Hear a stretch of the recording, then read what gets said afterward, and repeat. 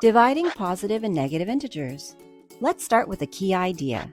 Division can be written as a fraction. For example, 6 divided by 3 is the same as 6 over 3, and both equal 2. But what if we're dealing with negative numbers?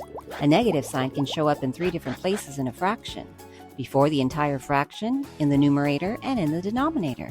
And guess what? They all mean the same thing. You can simplify any of these forms to this. And in algebra, it's standard to write the negative sign in front of the fraction. Here are the rules for dividing numbers based on their signs. They're very similar to the multiplication rules you've already learned.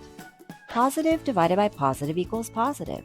For example, 6 divided by 3 equals 2. Positive divided by negative equals negative.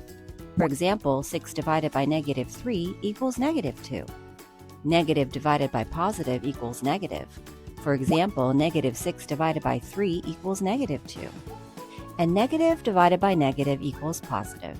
For example, negative 6 divided by negative 3 equals 2. And why does this work? When dividing two numbers with the same sign, the negatives cancel out, leaving a positive result.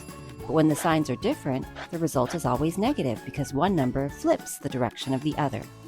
Let's see how these rules apply to real life. You owe $12 to 3 friends.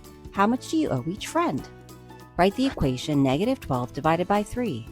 Since the total debt is negative and you're dividing it among 3 positive people, the result is negative.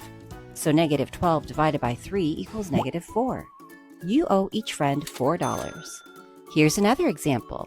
The temperature drops 10 degrees Fahrenheit over 5 hours. What is the average change in temperature per hour? Write the equation negative 10 divided by 5. Since the total temperature change is negative and the time is positive, the result is negative. The temperature drops 2 degrees Fahrenheit per hour.